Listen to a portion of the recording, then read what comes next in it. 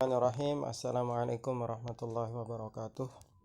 Alhamdulillahirabbil alamin wassalatu wassalamu ala asyrafil anbiya wal mursalin sayyidina wa maulana Muhammadin wa ala alihi wa sahbihi ajma'in ila yaumil qiyamah.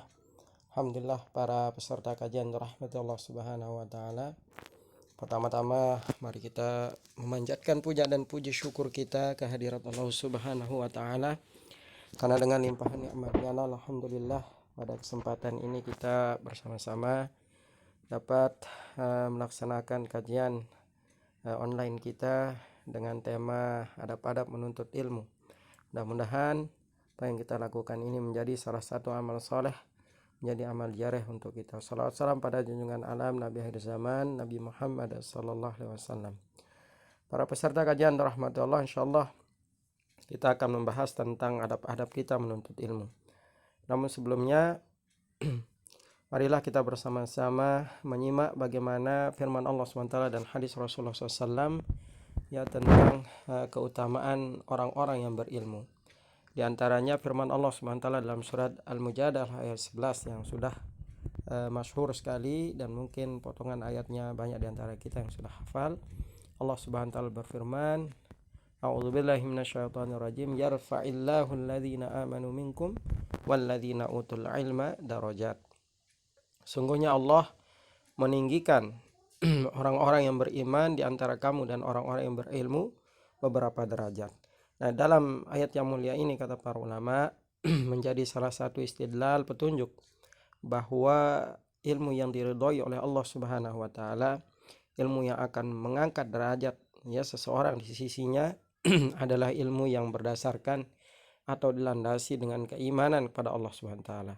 Nah, maka jika ada orang-orang yang dia berilmu namun dia tidak mendasari ilmunya itu dikarenakan keimanan pada Allah Subhanahu wa taala, nah maka dia akan menjadi sesuatu yang tidak bermanfaat bagi dirinya. Nah, maka ilmu kita haruslah dia berdasarkan keimanan kita kepada Allah Subhanahu wa taala. Jangan sampai dia kemudian menjadi hal yang tidak bermanfaat di sisi Allah Subhanahu wa taala dikarenakan dia tidak ada konten atau tidak ada kandungan keimanan kepada Allah Subhanahu wa taala. Maka ilmu kita harus berdasarkan atas keimanan kita kepada Allah Subhanahu wa taala. Kemudian dalam ayat yang lain Allah SWT berfirman dalam surat Az-Zumar ayat ke-9 ketika Allah SWT memberikan perumpamaan kepada kita tentang orang yang berilmu dan orang yang tidak berilmu. Allah SWT mengatakan, "Qul hal yastawi alladzina ya'lamuna walladzina la ya'lamun." Apakah sama orang-orang alladzina ya'lamun, orang-orang yang berilmu, orang-orang yang tahu, walladzina la ya'lamun, dan orang-orang yang tidak mengetahui. Maka jika ada kalimat tanya seperti ini, maka sungguhnya ini adalah statement dari Allah SWT bahwa sungguhnya tidak ada yang lebih baik atau tidak bisa disamakan orang yang berilmu dengan orang yang tidak berilmu. Sebagaimana dalam firman yang lain, misalnya Allah katakan, "Wa man ahsanu qaulan mimman da'a ilallah." Apakah ada yang lebih baik perkataannya daripada orang yang menyeru kepada Allah SWT? Maka sesungguhnya pertanyaan ini adalah pernyataan dari Allah SWT bahwa tidak ada yang lebih baik daripada orang yang menyeru di jalan Allah Subhanahu wa taala. Nah, kemudian dalam sebuah hadis Rasulullah SAW dalam sebuah hadis sahih tentang menuntut ilmu, ini yang sering kita dengar adalah hadis Rasulullah SAW, "Man yuridillahu bihi khairan yufaqqihuna fid din."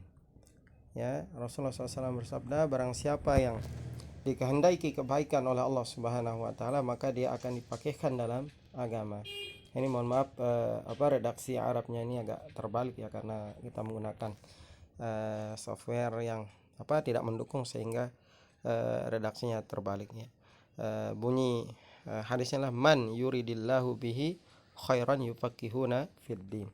Barang siapa yang dikehendaki Allah SWT kebaikan, maka dia akan difaqihkan dalam agama. Artinya difaqihkan adalah dia akan diberikan pengetahuan agama. Karena sesungguhnya kebaikan yang paling baik itu adalah ketika kita mengetahui, memiliki ilmu.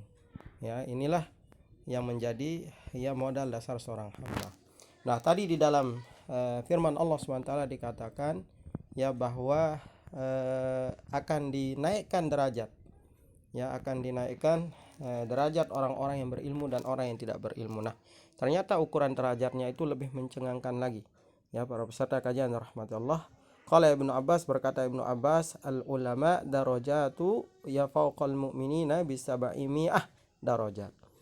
Para ulama, orang-orang yang berilmu itu memiliki derajat dibandingkan dengan orang-orang biasa itu bisa ba'ami'ah 700 derajat. Ma baina darajatain masiran khamsami'ah am. Jarak antara satu derajat dengan derajat berikutnya itu jaraknya adalah 500 tahun perjalanan. Subhanallah. Ini adalah sesuatu yang luar biasa yang Allah Subhanahu wa taala berikan kepada orang-orang yang berilmu. Nah, ini keutamaan dari ilmu berdasarkan hadis Rasulullah. Nah, kemudian dalam hadis yang lain dikatakan wal fadlul alim alal abid ka fadlil qamari lailatal badri ala sairil kawakib. Subhanallah. Keutamaan orang-orang yang berilmu atas para ahli ibadah bagaikan bulan purnama dan bintang-bintang. Artinya apa? Bukan kemudian orang yang ahli ibadah itu menjadi sesuatu yang tidak baik, tidak. Namun demikian orang yang beribadah tanpa ilmu itu jauh atau tidak ada apa-apanya dibandingkan dengan orang yang beribadah kemudian dia memiliki ilmu. Nah, maka hendaklah kita menyandarkan semua bentuk ibadah kita itu dengan ilmu. Kita mengetahui ilmunya, jangan kita hanya ikut-ikutan tidak mengetahui atau bahkan tidak dengan ilmu sama sekali. Nah, maka orang yang berilmu itu diibaratkan oleh Rasulullah SAW seperti bulan di malam hari, bulan purnama dibandingkan dengan sairil kawakib, dibandingkan dengan semua bintang yang ada di langit. Inilah keutamaan orang yang berilmu dibandingkan dengan para abid. Kemudian Rasulullah SAW mengatakan, man salaka tariqan yaltamisu fihi ilman. Barang siapa yang dia menempuh jalan untuk mencari ilmu, memudahkan jalan untuk menempuh ilmu, sahalallahu lahu bihi tariqan ilal jannah, maka Allah akan memudahkan jalan dia menuju surganya Allah SWT. Maka kalau kita pernah menonton dalam salah satu video seorang ulama di Syria yang menceritakan kisah tentang dua orang penggali seorang penggali kubur yang sudah berusia cukup renta, tidak muda lagi. Kemudian ketika dia menggali kubur kemudian dimasukkan jenazah orang ini, kemudian dia sebagai petugas kuburan masuk ke liang lahat, maka dia melihat pemandangan yang begitu indah yang tidak dilihat oleh siapapun. Kemudian dia terpingsan di dalam kubur itu. Kemudian oleh keluarga, oleh orang-orang yang saat itu hadir diangkat, kemudian diberikan istirahatnya. Kemudian ketika dia bangun tidur, dia seolah-olah wajahnya itu sangat pucat seperti orang yang ketakutan. Kemudian beberapa waktu lagi ada orang yang dimakamkan lagi. Kemudian ketika dia turun lagi, dia melihat pemandangan yang sama. Maka dia pun lari, kemudian takut sekali luar biasa. Nah, selang beberapa hari dalam kisah itu dikisahkan ada seorang perempuan, wanita yang datang ke kuburan, datang ke dua kuburan itu. Ternyata perempuan itu ditanya oleh sang penggali kubur, wahai ibu, siapakah engkau? Kemudian ibu itu mengatakan, sungguhnya aku adalah orang tua dari dua anak ini. Kemudian beliau pergi, dikejarlah ibu ini oleh sang penggali kubur untuk menanyakan apa amalan yang dia lakukan oleh dua anaknya ini. Kemudian ibunya ini menceritakan bahwa anaknya yang pertama meninggal dunia, dia adalah seorang talibin, seorang tulab, seorang talabul ilmi, seorang penuntut ilmu. Kemudian yang kedua kakaknya itu adalah orang yang membiayai adiknya ini untuk menuntut ilmu. Dan ternyata dua amalan ini menjadi amalan yang sangat luar biasa. Nah, kemudian setelah mengetahui itu, sang penggali kubur ini kemudian lari tergesa-gesa ke Masjid Jami yang ada di Syria. Kemudian dia mengatakan pada imam yang ada di sana untuk menuntut ilmu. Kemudian sang imam ini pun kaget, ya, mengapa engkau ingin menuntut ilmu? Engkau sudah agak uzur ini, usiamu sudah tidak muda lagi. Mengapa engkau ingin semangat untuk menuntut ilmu?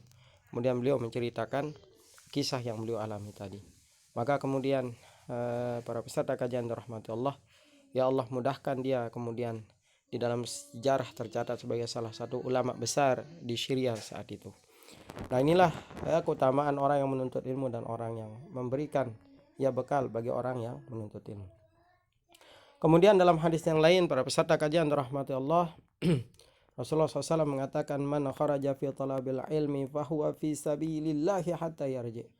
Barang siapa yang keluar untuk mencari ilmu, maka dia posisinya, kedudukannya itu tercatat sebagai orang yang fi sabilillah, berada di jalan Allah SWT, hatta yarji, ya sampai dia pulang nanti. Nah, maka bagi kalian yang menuntut ilmu keluar kota, maka sungguhnya kalian fi sabilillah, kalian berada di jalan Allah. Dengan catatan apa? Dengan catatan niatnya ikhlas, ya. Kemudian ya tidak hanya dengan niat yang ikhlas, akan tetapi juga ilmu yang dituntut itu adalah ilmu yang bermanfaat sampai kalian ya kembali ke tempat kita masing-masing. Nah, seandainya Allah mentakdirkan, Allah mencabut nyawa kita saat itu, saat kita menuntut ilmu, maka kita sudah tercatat menjadi syahidul akhirah. Kita mendapatkan pahala syahid di yaumil akhir nanti insyaallah, ya. Nah, kemudian hadis berikutnya yang juga sangat masyhur adalah man arada dunya fa alaihi bil ilm. Barang siapa yang menginginkan dunia, maka dengan ilmu. Man aradal akhirah fa alaihi bil ilm. Barang siapa yang menginginkan akhirat, maka ya dengan ilmu juga. Man arada huma, barang siapa yang menginginkan dua-duanya, fa alaihi bil ilm, maka itu juga ya bisa didapatkan dengan ilmu. Maka ilmu menjadi sesuatu yang niscaya ya bagi kita ketika ingin mendapatkan kebahagiaan di dunia, di akhirat, maupun di dunia maupun di akhirat. Nah, berikutnya para peserta kajian rahmati Allah, mengapa harus dengan ilmu? Karena Rasulullah SAW ya mengatakan bahwa amal itu akan diterima itu dengan dua syarat yang disepakati oleh para ulama. Yang pertama adalah dilakukan dengan cara yang baik, ya, benar. Kemudian dilakukan dengan niat yang baik. Jadi ikhlas dan al-ittiba. Yang pertama adalah ikhlas, yang kedua adalah mengikuti petunjuk. Apa yang dimaksud dengan mengikuti petunjuk adalah ya sesuai dengan apa yang diberikan, ya sesuai dengan ilmunya, sesuai dengan tata cara yang diberikan oleh Rasulullah dan para warasatul anbiya dan para ulama kita yang menjadi para mufassirin dari hadis Rasulullah SAW, ya. Nah, inilah pentingnya kita untuk menuntut ilmu. Nah, berikutnya para peserta kajian rahmatullah, ya apa bekal-bekal kita dalam menuntut ilmu, ya. Kemudian termasuk nanti adabnya. Nah, di dalam kitab Ta'limul Muta'allim saya ambilkan ya kisah atau pesan dari Imam Az-Zarnuzi, ya, di dalam kitab Ta'limul Muta'allim. Apa kata beliau? Ala la tanalul ilma illa bisittatin sa'unbika an majmu'iha bibayanin. Ya, sungguhnya tidak akan ya kalian mendapatkan ilmu itu kecuali dengan 6, kata beliau. Dan akan aku jelaskan ya apa yang 6 itu: zakain wa hirsin wa istibarin wa bulghah wa irsyadi ustadi wa tuliz zamani. Yang pertama adalah zakain, cerdas, wa hirsin, semangat, wa idtibarin, yang ketiga adalah memiliki kemauan, wa bulghah, ada bekal, ya, wa irsyadul ustaz, ya, yang kelima adalah petunjuk dari guru, wa tuliz zamani, dan waktunya lama. Nah, mari kita coba membahas satu persatu. Yang pertama adalah bekal kita itu adalah az-zaka, ya, az-zakai, ya, kecerdasan. Nah, maka jangan kita sepelekan hal ini. Nah, para ulama memberikan ya membuat dua pengelompokan kecerdasan. Ada yang disebut dengan muhibbatun minallah, ya, yaitu kecerdasan yang diberikan oleh Allah Subhanahu wa taala. Jadi dari lahir, dari awal memang dia sudah memiliki karunia, diberikan karunia oleh Allah Subhanahu wa taala. Contohnya diberikan hafalan yang kuat, ya. Kemudian diberikan kemampuan dalam menuntut ilmu, meresapi ilmu itu sangat luar biasa. Ya, konon dalam sebuah riwayat jelaskan bagaimana Imam Syafi'i ya ketika beliau keluar rumah itu dia ya sebagaimana yang dikisahkan oleh Ustadz Abdul Somad dalam salah satu tausiah beliau itu ya, beliau menutup telinganya Imam Syafi'i ya ketika beliau keluar rumah. Kenapa? Khawatir semua yang didengar itu nanti dihafal bercampur dengan apa yang sudah dihafal. Subhanallah ya, luar biasa ya. Kalau kita mungkin juga pakai kapas, tapi karena sakit telinga, bukan karena kemampuan hafalan kita. Kemudian murid beliau tidak kalah luar biasa. Siapa? Al-Imam An-Nawawi rahimahullah. Ya, beliau ini kalau masih kecil itu tidak sebagaimana orang-orang atau anak-anak seusianya. Bahkan beliau pernah menangis ya karena dipaksa bermain oleh teman-temannya. Kalau ya, kita di zaman sekarang musim layangan ya, dipaksa main layangan sore-sore. Beliau tidak mau. Tidak, saya mau menghafal Al-Quran, baca Al-Quran saja. Subhanallah, sampai ditarik-tarik sama temannya itu, dipaksa, akhirnya beliau menangis. Maka kemudian gurunya itu mengatakan ya semua itu karena apa? Karena Allah SWT yuwaffiqullah, ya Allah SWT memberikan taufik kepada dia, ya diberikan karunia oleh Allah SWT. Nah kemudian jenis kecerdasan yang kedua adalah jenis kecerdasan yang harus kita usahakan ya, al-muktasab ya, harus harus diusahakan ya, kasab harus kita raih dia. Nah maka inilah yang bisa kita perjuangkan. Makanya dalam salah satu kaidah kaidah ilmu itu adalah kita diminta untuk mencatat ya. Nah maka kalau ada yang yang kuliah, yang sekolah nggak bawa apa-apa, ini ya dia perang, nggak punya amunisi ya. Qaidil ilmi bil kitabah, kata para ulama ya, ikatlah ilmu itu ya dengan mencatatnya atau mengulangi materi yang diajarkan atau mengajarkan. Itu cara yang paling mudah untuk mempertahankan ilmu kita adalah dengan kita mengajarkan ya. Subhanallah, ini bekal yang pertama. Kemudian yang kedua ya, bersungguh-sungguh ya, hendaklah ya dalam menuntut ilmu itu kita bersungguh-sungguh ya. Menjadda wajadana, ini yang menjadi yang menjadi modal kita ya, yang menjadi salah satu yang harus kita ingat-ingatnya, bahwa barang siapa yang bersungguh-sungguh pasti dia akan mendapatkan hasilnya. Jangan sampai ya kemudian kita menuntut ilmu ini ya tidak sungguh-sungguh ya, totalitas begitu. Nah kemudian menuntut ilmu tidak boleh juga ya, dia tidak boleh juga dia lepas dari ya sabar, karena sungguhnya menuntut ilmu itu adalah perjalanan yang begitu panjang ya, yang kalau bukan karena kesabaran, tidak dengan kesabaran, maka sesungguhnya tidak akan pernah bisa kita untuk mendapatkannya. Innama tuwaffas sabiruna ajruhum bighairi hisab. Sungguhnya ya orang-orang yang sabar itu maka dia akan mendapatkan pahala yang bighairi hisab, yaitu firman Allah Subhanahu wa taala. Nah, kemudian ya di dalam belajar juga kita membutuhkan bulghah ya, biaya. Maka pendidikan itu ya salah satu faktor pendukungnya itu adalah biaya. Nah, maka yang maksud di biaya di sini ya bukan hanya uang saja ya, tapi katakanlah para ulama ya, bekal itu bulghah ya, bahasa Arabnya tadi itu ya salah satunya adalah dengan meluangkan waktu. Nah ini sering ya, kalau untuk belajar saja kita tidak mau meluangkan waktu, apalagi untuk yang lain. Subhanallah ya. Nah ini makanya dikatakan di dalam pepatah itu, thalabul ilmi itu minal mahdi ilal lahdi, dari sejak kita lahirkan sampai dengan di liang lahat ya. Jadi kita harus mempersiapkan waktu khusus ya. Kalau tidak ada waktu khusus maka ya susah kita untuk mendapatkan ilmu. Nah kemudian para peserta kajian rahmatullah ini juga yang sering dilalaikan saat ini ya, yaitu harus ada bimbingan dari guru, irsyadul ustaz ya. Apalagi sekarang ini zaman milenial begitu ya. Kemudian sumber ilmu bisa didapatkan dari gawai kita, dari gadget kita.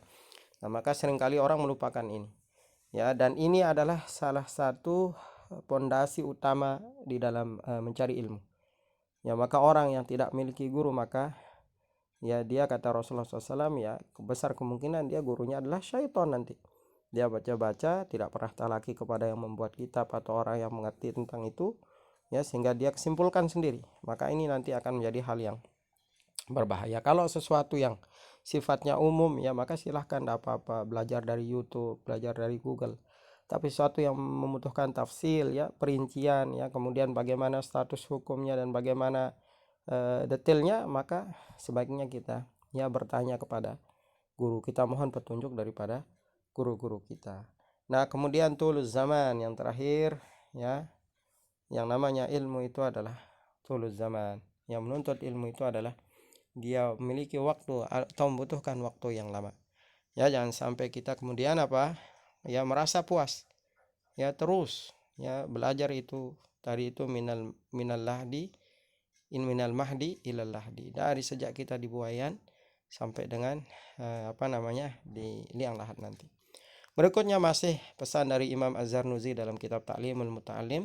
Beliau menjelaskan tentang bagaimana cara kita memilih ilmu, guru, dan teman di dalam belajar. Yang pertama, memilih ilmu, kata beliau, hendaklah memilih ilmu yang baik dan ilmu yang sedang dibutuhkan, ya, dalam urusan agama maupun ya saat ini. Maka ketika penjurusan itu hendaklah kita betul-betul memilih ilmu yang sesuai dengan kapasitas kita. Ya, jangan tidak bisa dalam suatu hal justru itu yang diambil, nah, maka nanti akan mempersulit kita. Ya. Nah, kemudian guru sebaiknya memilih guru yang alim. Alim itu artinya berilmu, ya, dia memiliki kapasitas di dalam keilmuannya itu. Ya, ahli hukum, ya, kalau belajar hukum pada ahli hukum gitu, jangan belajar pada ahli pertanian. Bagaimana sekarang ini, ya, musim virus ini, ya banyak ahli-ahli yang bukan ahli virus itu ya menjadi ahli virus dadakan. Nah, ini bisa berbahaya bagi keilmuan kita, ya, atau pengetahuan yang akan datang. Kemudian wiroi, hendaklah dia orang yang menjaga diri dan ya lebih tua. Nah, ini anjuran beliau, walaupun ya berguru itu kita tidak mesti pada orang yang lebih tua dari kita. Siapapun yang berikan kita ilmu, maka sungguhnya dia adalah guru kita, walaupun dia adalah lebih muda atau anak kecil sekalipun. Nah, kemudian teman ketika menuntut ilmu itu juga memiliki pengaruh yang luar biasa.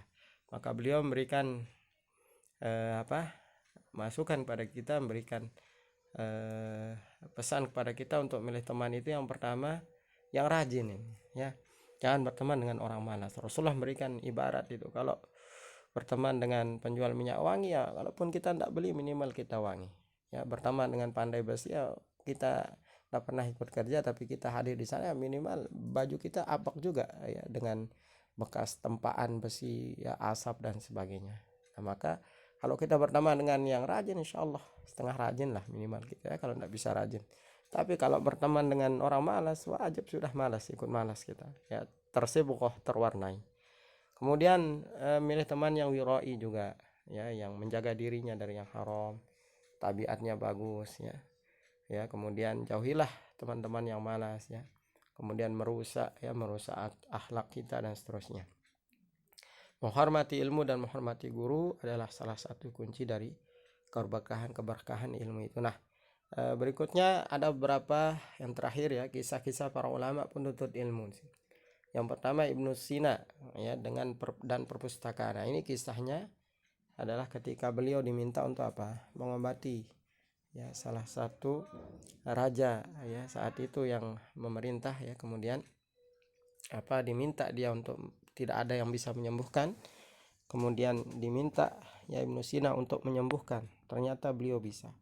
Kemudian ketika, ya, raja itu minta apa yang engkau inginkan, yang beliau inginkan adalah beliau menginginkan, ya, diberikan akses 24 jam nonstop untuk membaca buku yang ada di perpustakaan kerajaan. Subhanallah. Ya, kalau kita mungkin kita minta harta dan sebagainya, tapi beliau meminta untuk, ya, membaca buku yang ada di perpustakaan. Nah, kemudian berikutnya, ya, ada kisah tentang Imam Muslim, ya, yang beliau salah satu asbab meninggal dunianya itu adalah karena kepayahan di dalam menuntut ilmu. Ini dikisahkan oleh Abu Amr bin As As-Salah. Ya, kemudian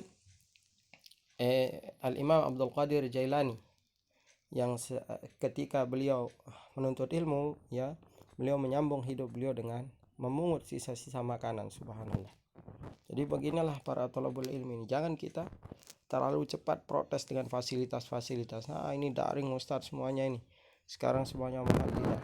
Niatkan semuanya, ya, niatkan semuanya, ya, karena Allah Subhanahu wa taala. Niscaya nanti kita akan mendapatkan, ya,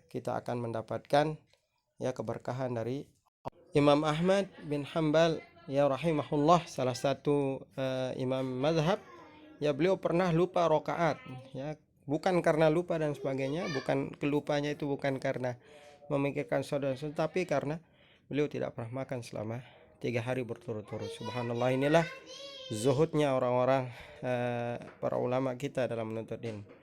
Kemudian Ibnul Jauzi, ya, kemampuan baca beliau dalam ini semua saya ambilkan dari beberapa yang saya ambilkan dari kitab Hikayatul Aulia, ya, tentang kumpulan bagaimana perjalanan para ulama kita.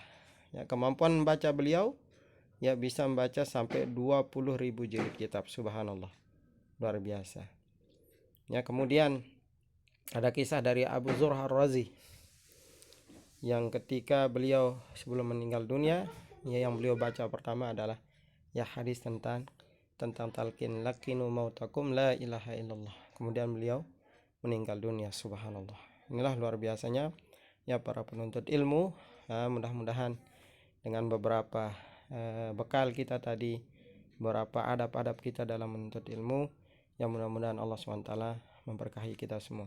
Ini saja mungkin yang dapat saya sampaikan, ya, untuk mengisi kajian kita. Kurang lebihnya mohon maaf. Aku qouli hadza wa astaghfirullah. Assalamualaikum warahmatullahi wabarakatuh.